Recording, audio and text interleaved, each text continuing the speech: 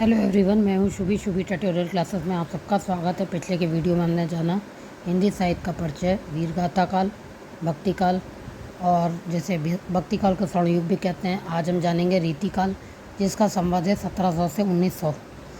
तो ये परंपरा को आगे बढ़ाने के लिए होता है रीति काल। रीति मतलब परंपरा, किसकी परंपरा को आगे बढ़ाना? वीर गाथा काल और भक्ति काल की गाथा की परंपरा को आगे बढ़ाने के लिए रीति काल कहा गया। इस काल में दोहा, सवैयाँ, छंद आदि का प्रयोग हुआ, इसलिए इसे मुक्तक युग भी कहा गया।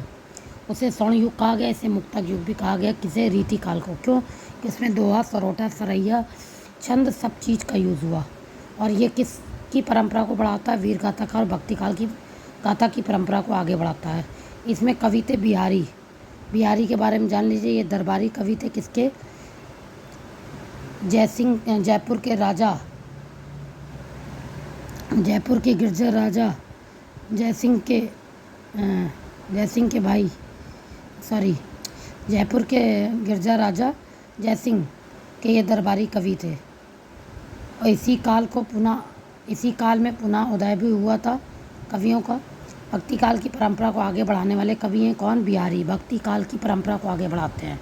इनकी किताब था बिहारी सतसई। इनकी एक जो पुस्तक थी बिहारी सतसई, जिसमें इन्होंने 716 से ज़्यादा छंदों का प्रयोग किया और इसीलिए इन्हें गागर में सागर बनने वाला भी कवि कहते हैं। मोस्ट इम्पॉर्टेंट है, गागर में सागर बनने वाले कवि कौन हैं? बिहारी जी हैं, क्योंकि इन्होंने 716 छंदों का प्रयोग किया था बिहारी सतसई किताब में।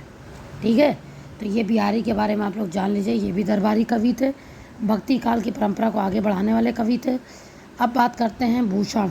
इनका पूरा नाम क्या है? शिवराज सिंह भूषण। इन्होंने वीर गाथा काल की परंपरा को बढ़ाया। इनकी रचनाएं हैं भूषण हजारा, दूषण हजारा, भूषण उल्लास, छत्रपाल दशक। अब ध्यान रखिए, देखिए, भक्ति काल की जो परंपरा को बढ़ाया था वो बिहारी ने। वीर गाथा काल की परंपरा को बढ़ाने वाले कौन थे? इंपॉर्टेंट, भूषण। इनका नाम पूरा क्या था? शिवराज सिंह भूषण। रचनाएं भूषण हजारा, दूषण हजारा, भूषण उल्लास, छत्रपाल दशक। फिर एक थे केशव दास। ये बहुत इंपॉर्टेंट हैं। ये केशव दास, ये ओरछा के राजा जयसिंह के भाई इंद्रजीत सिंह के दरबारी कवि थे। ओरछा के राजा जयसिंह के भाई इंद्रजीत के दरबारी कवि थे। भक्ति काल की परंपरा को ये भी आगे बढ़ाते हैं। इनकी रचनाएं हैं विज्ञान प्रिया,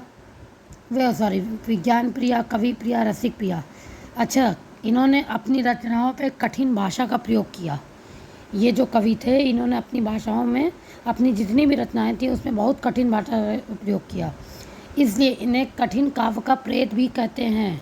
बहुत इंपॉर्टेंट क्वेश्चन है।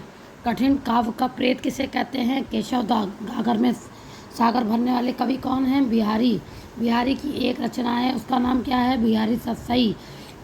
क्यों इन्हें गागर में सागर बनने वाला कवि कहते हैं? क्योंकि इन्होंने 716 से ज़्यादा छंदों का प्रयोग किया।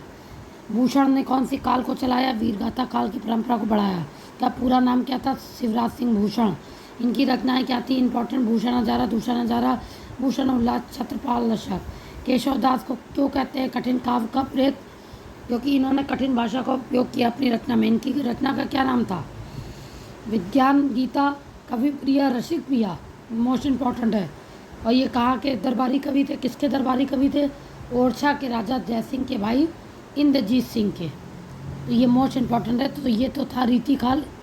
रीति काल में इतना ही जानते हैं, इसी से काफ़ी क्वेश्चन बनेंगे। अब आगे बचा हम लोग का आधुनिक काल, आज तक जो अब चल रहा है उसके बारे में बताएंगे। उससे बहुत क्वेश्चन बनते हैं, बहुत इंपॉर्टेंट है। तो वीडियो अच्छा लगा हो लाइक शेयर सब्सक्राइब कर दीजिएगा। प्लीज़ आप लोग लाइक शेयर सब्सक्राइब करिए, बहुत इंपॉर्टेंट नोट्स हैं ये।